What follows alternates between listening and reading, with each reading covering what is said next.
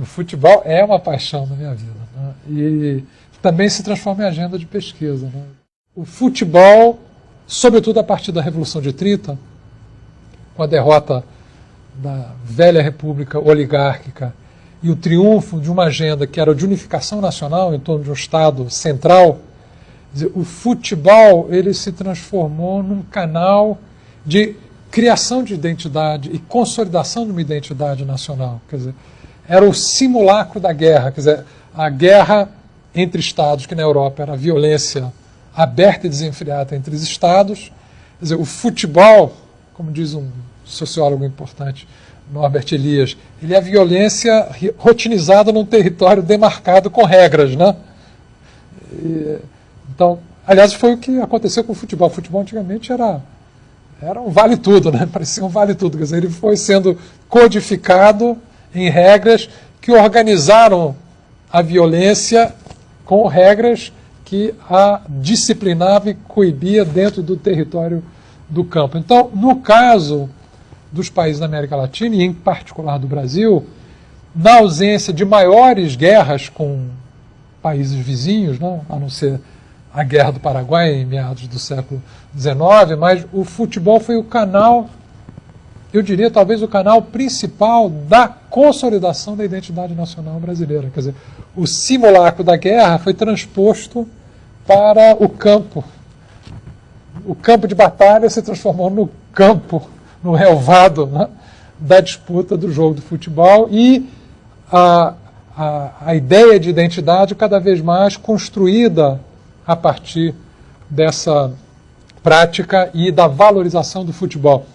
Que aqui no Brasil tem, inclusive, uma história interessante, que ela se origina como um esporte elitista, inclusive um esporte que era negado às camadas populares, e há uma ruptura com essa estrutura elitista do futebol, que também foi muito disputada, né? Acho que aqui, não é por eu ser vascaíno, mas o Vasco tem um papel muito importante na história, porque ele, pela primeira vez, rompe com a estrutura elitista do futebol praticado na capital da República, que era o Rio de Janeiro, ao montar um time vindo lá, originalmente da terceira divisão, composto por trabalhadores, mulatos, negros, e que derrota, em 1923, os grandes clubes da elite que praticavam o futebol aqui, que era um futebol praticado por acadêmicos, advogados, né,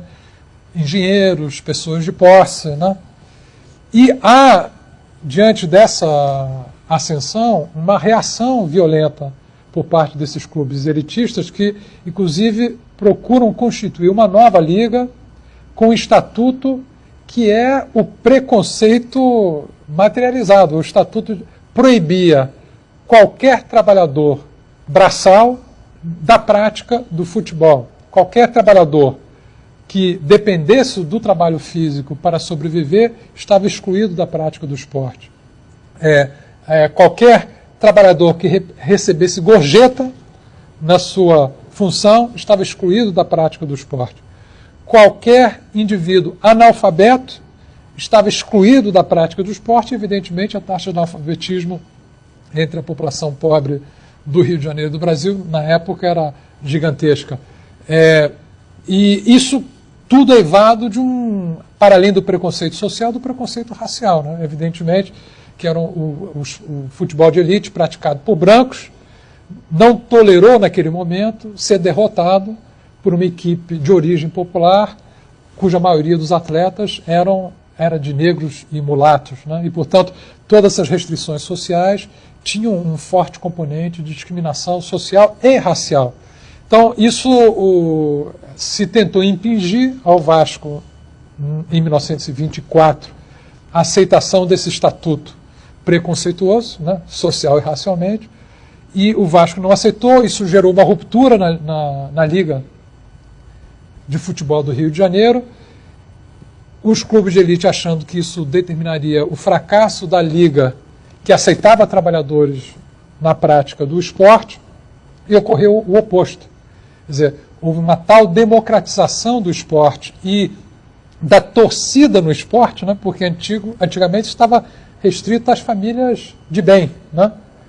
Que saíam das igrejas ao domingo e iam acompanhar seus filhos deletos praticando um esporte nobre em palcos da Zona Sul do Rio de Janeiro. Quer dizer, essa ascensão de uma nova massa de origem popular que praticava o esporte também democratizou a torcida no esporte, né? Então isso aconteceu o efeito contrário, quer dizer, a adesão popular à outra liga era maior que a adesão à liga tradicional elitista do esporte do Rio de Janeiro. Tanto que isso levou depois à fusão das duas ligas e à eliminação dos elementos de preconceito social e racial encobertos, né, presentes no Estatuto da Associação Metropolitana de Esportes Amadores do Rio de Janeiro, que era responsável pelo campeonato de futebol. Então isso, na verdade, representou uma espécie de, não sei se lei áurea, ou uma espécie de ruptura com as estruturas de preconceito dominantes na prática do futebol no Brasil, nos anos 20, que foi consolidada a partir da Revolução de 30 com a valorização da participação de negros e mulatos no futebol brasileiro, que isso passou a ser um dos elementos, inclusive, de afirmação da identidade do Brasil, até da existência de uma espécie de escola brasileira de prática do futebol, associando justamente esses elementos da miscigenação racial e cultural existente no país com um tipo de prática específica do futebol, com flexibilidade, criatividade, gingado, capacidade de surpreender na prática do esporte contra esquemas de disciplina tática muito rígidos, né?